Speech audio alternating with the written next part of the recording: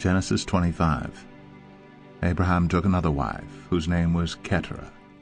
She bore him Zimran, Jokshan, Medan, Midian, Ishbak, and Shua. Jokshan fathered Sheba and Dedan. The sons of Dedan were Ashurim, Letushim, and Leomim. The sons of Midian were Ephah, Epher, Hanok, Abida, and Eldaah. All these were the children of Keturah. Abraham gave all he had to Isaac, but to the sons of his concubine Abraham gave gifts, and while he was still living he sent them away from his son Isaac eastward to the east country. These are the days of the years of Abraham's life, 175 years. Abraham breathed his last and died in a good old age, an old man and full of years, and was gathered to his people. Isaac and Ishmael his sons buried him in the cave of Machpelah, in the field of Ephron the son of Zoar the Hittite, east of Mamre, the field that Abraham purchased from the Hittites. There Abraham was buried with Sarah his wife. After the death of Abraham, God blessed Isaac his son, and Isaac settled at Beer Lahai Roi. These are the generations of Ishmael, Abraham's son, whom Hagar the Egyptian, Sarah's servant, bore to Abraham. These are the names of the sons of Ishmael, named in the order of their birth: Nebaioth, the firstborn of Ishmael, and Kedar, Abiel, Mibsam, Mishma, Dumah, Massa, Hadad, Tema, Jetur, Naphish, and Kedemah. These are the sons of Ishmael, and these are their names, by their villages and by their encampments, 12 princes according to their tribes. These are the years of the life of Ishmael, 137 years. He breathed his last and died, and was gathered to his people. They settled from Havilah to Shur, which is opposite Egypt in the direction of Assyria. He settled over against all his kinsmen. These are the generations of Isaac, Abraham's son.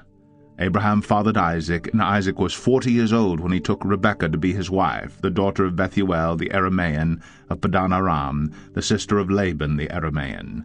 And Isaac prayed to the Lord for his wife, because she was barren, and the Lord granted his prayer, and Rebekah his wife conceived.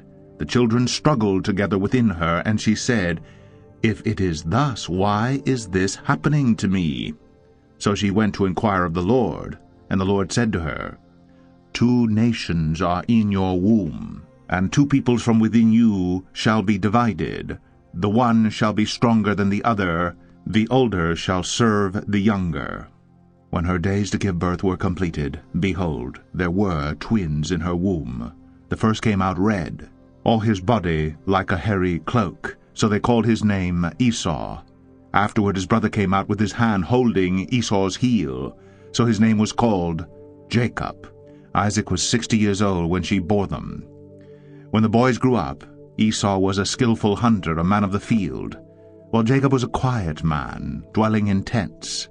Isaac loved Esau because he ate of his game, but Rebekah loved Jacob. Once when Jacob was cooking stew, Esau came in from the field, and he was exhausted. And Esau said to Jacob, "Let me eat some of that red stew, for I am exhausted." Therefore his name was called Edom. Jacob said, "Sell me your birthright now." Esau said, "I am about to die. Of what use is a birthright to me?" Jacob said, "Swear to me now." So he swore to him and sold his birthright to Jacob. Then Jacob gave Esau bread and lentil stew, and he ate and drank and rose and went his way. Thus Esau despised his birthright. The Book of Judges, Chapter 1.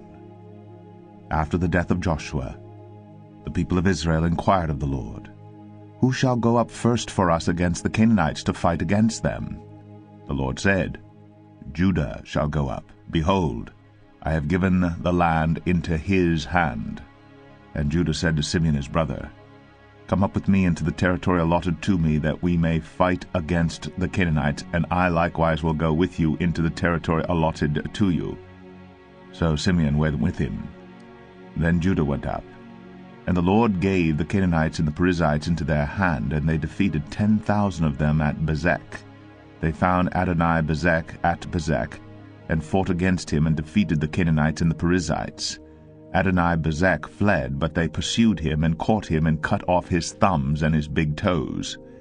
And Adoni-Bezek said, 70 kings with their thumbs and their big toes cut off used to pick up scraps under my table.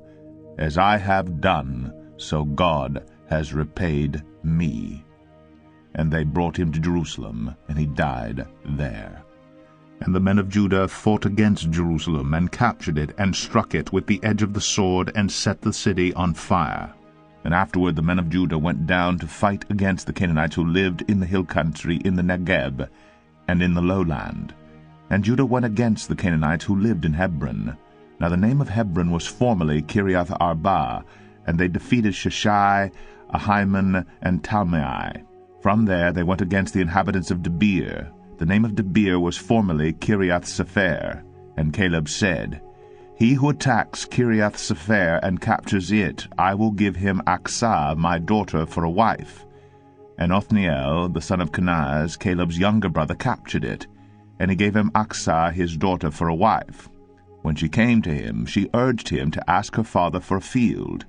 And she dismounted from her donkey, and Caleb said to her, What do you want? She said to him, Give me a blessing.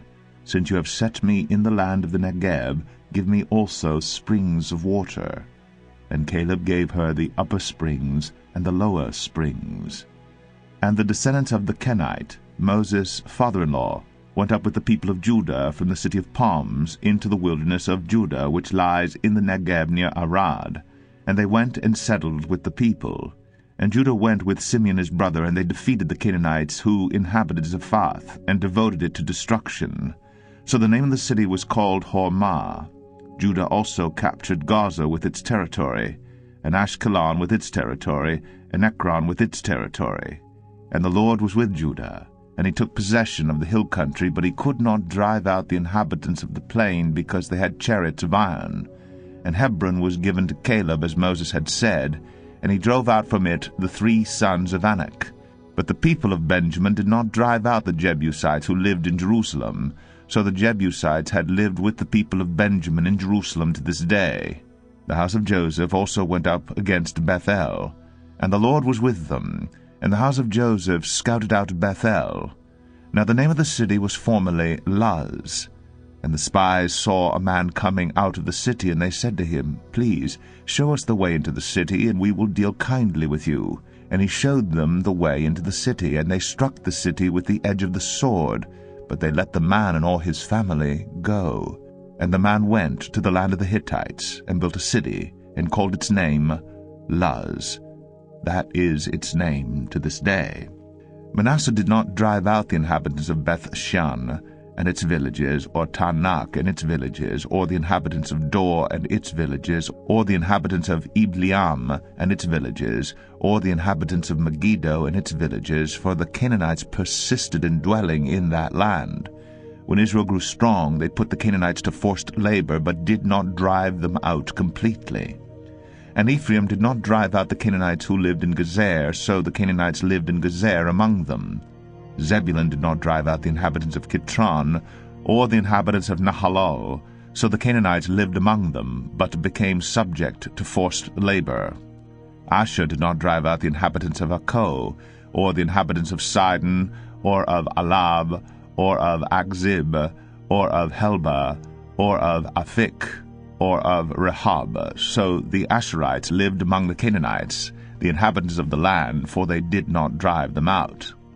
Naphtali did not drive out the inhabitants of Beth-Shemesh, or the inhabitants of Beth-Anath, so they lived among the Canaanites, the inhabitants of the land.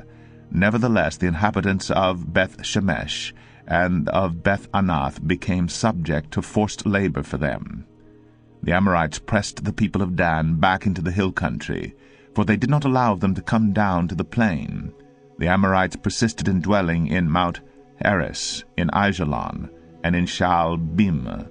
But the hand of the house of Joseph rested heavily on them, and they became subject to forced labor.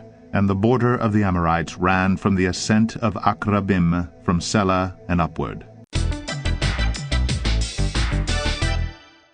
Isaiah 25. O Lord, you are my God. I will exalt you. I will praise your name. For you have done wonderful things, plans formed of old, faithful and sure. For you have made the city a heap, the fortified city a ruin. The foreigner's palace is a city no more, it will never be rebuilt. Therefore strong peoples will glorify you, cities of ruthless nations will fear you. For you have been a stronghold to the poor, a stronghold to the needy in his distress, a shelter from the storm, and a shade from the heat. But the breath of the ruthless is like a storm against a wall, like heat in a dry place. You subdue the noise of the foreigners, as heat by the shade of a cloud, so the song of the ruthless is put down. On this mountain the Lord of hosts will make for all the peoples a feast of rich food, a feast of well-aged wine, of rich food full of marrow, of aged wine well refined. And he will swallow up on this mountain the covering that is cast over all peoples, the veil that is spread over all nations. He will swallow up death forever, and the Lord God will wipe away tears from all faces, and the reproach of his people he will take away from all the earth. For the Lord has spoken. It will be said on that day, Behold, this is our God. We have waited for him, that he might save us. This is the Lord, we have waited for him. Let us be glad and rejoice in his salvation. For the hand of the Lord will rest on this mountain, and Moab shall be trampled down in his place, as straw is trampled down in a dunghill, and he will spread out his hands in the midst of it, as a swimmer spreads his hands out to swim. But the Lord will lay low his pompous bride together with the skill of his hands, and the high fortifications of his walls he will bring down, lay low, and cast to the ground, to the dust. Job 25. Then Bildad the Shuhite answered and said, Dominion and fear are with God. He makes peace in his high heaven. Is there any number to his armies? Upon whom does his light not arise? How then can man be in the right before God? How can he who is born of woman be pure? Behold, even the moon is not bright, and the stars are not pure in his eyes. How much less man, who is a maggot, and the Son of Man, who is a worm. Matthew 25. Then the kingdom of heaven will be like 10 virgins who took their lamps and went to meet the bridegroom. 5 of them were foolish, and 5 were wise. For when the foolish took their lamps, they took no oil with them, but the wise took flasks of oil with their lamps. As the bridegroom was delayed, they all became drowsy and slept. But at midnight there was a cry, Here is the bridegroom, come out to meet him. Then all those virgins rose and trimmed their lamps. And the foolish said to the wise, Give us some of your oil, for our lamps are going out. But the wise answered, saying, Since there will not be enough for us and for you, go rather to the dealers and buy for yourselves. And while they were going to buy, the bridegroom came, and those who were ready went in with him to the marriage feast, and the door was shut. Afterward the other virgins came also, saying, Lord, Lord, open to us.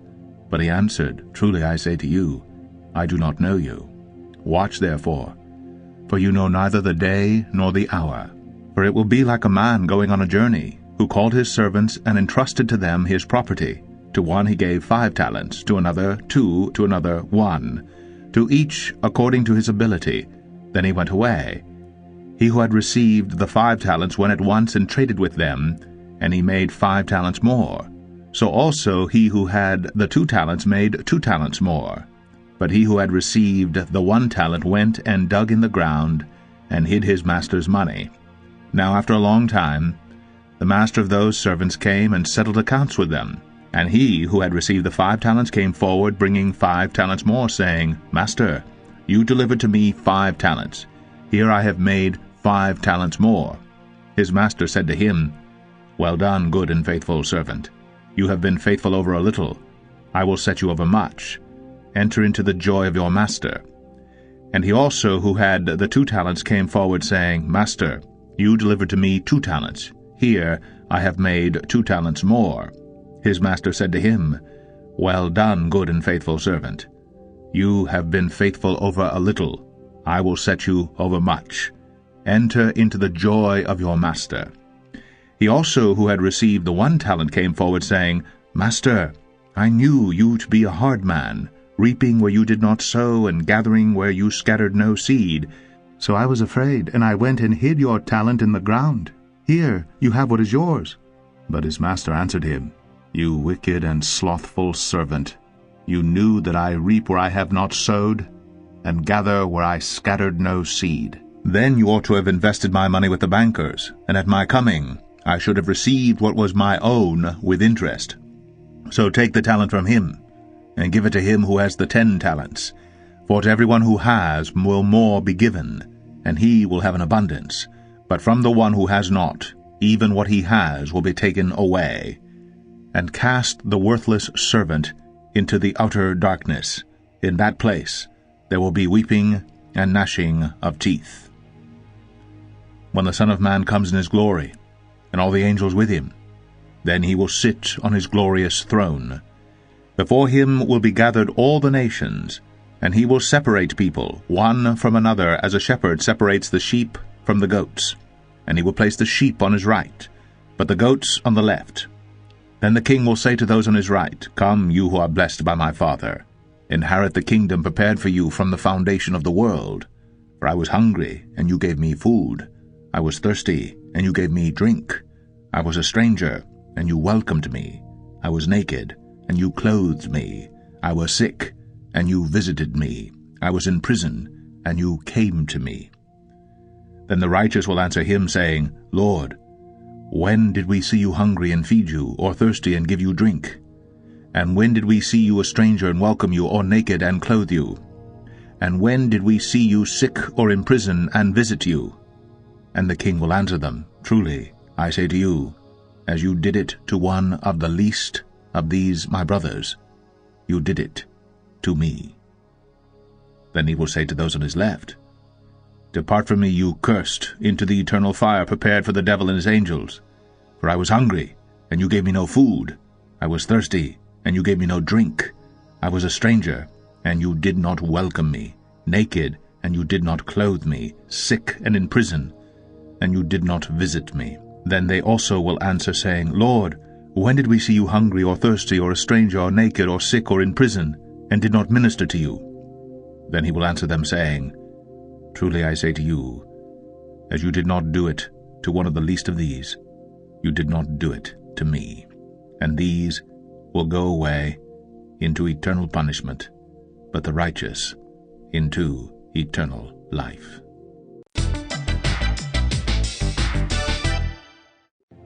Acts 25. Now 3 days after Festus had arrived in the province, he went up to Jerusalem from Caesarea. And the chief priests and the principal men of the Jews laid out their case against Paul, and they urged him, asking as a favor against Paul that he summon him to Jerusalem, because they were planning an ambush to kill him on the way. Festus replied that Paul was being kept at Caesarea, and that he himself intended to go there shortly. So, said he, let the men of authority among you go down with me, and if there is anything wrong about the man, let them bring charges against him.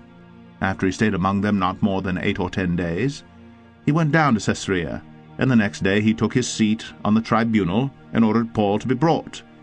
When he had arrived, the Jews who had come down from Jerusalem stood around him, bringing many and serious charges against him that they could not prove. Paul argued in his defense, Neither against the law of the Jews, nor against the temple, nor against Caesar have I committed any offense. But Festus, wishing to do the Jews a favor, said to Paul, Do you wish to go up to Jerusalem, and there be tried on these charges before me? But Paul said, I am standing before Caesar's tribunal, where I ought to be tried.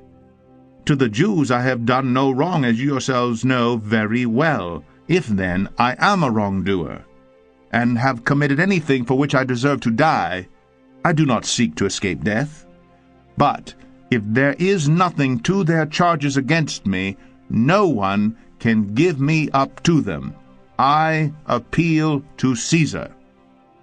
Then Festus, when he had conferred with his council, answered, To Caesar you have appealed, to Caesar you shall go." Now when some days had passed, Agrippa the king and Bernice arrived at Caesarea and greeted Festus. And as they stayed there many days, Festus laid Paul's case before the king, saying, "There's a man left prisoner by Felix. And when I was at Jerusalem, the chief priests and the elders of the Jews laid out their case against him, asking for a sentence of condemnation against him. I answered them that it was not the custom of the Romans to give up anyone before the accused met the accusers face to face, and had opportunity to make his defense concerning the charge laid against him. So when they came together here, I made no delay, but on the next day took my seat on the tribunal and ordered the man to be brought. When the accusers stood up, they brought no charge in his case of such evils as I supposed. Rather, they had certain points of dispute with him about their own religion, and about a certain Jesus who was dead, but whom Paul asserted to be alive. Being at a loss how to investigate these questions, I asked whether he wanted to go to Jerusalem and be tried there regarding them. But when Paul had appealed to be kept in custody for the decision of the emperor, I ordered him to be held until I could send him to Caesar." Then Agrippa said to Festus, "I would like to hear the man myself." "Tomorrow," said he, "you will hear him." So on the next day Agrippa and Bernice came with great pomp, and they entered the audience hall with the military tribunes and the prominent men of the city. Then at the command of Festus Paul was brought in, and Festus said, "King Agrippa, and all who are present with us, you see this man, about whom the whole Jewish people petitioned me, both in Jerusalem and here, shouting that he ought not to live any longer. But I found that he had done nothing deserving death, and as he himself appealed to the emperor, I decided to go ahead and send him. But I have nothing definite to write to my lord about him. Therefore, I have brought him before you all, and especially before you, King Agrippa, so that, after we have examined him, I may have something to write. For it seems to me unreasonable in sending a prisoner not to indicate the charges against him."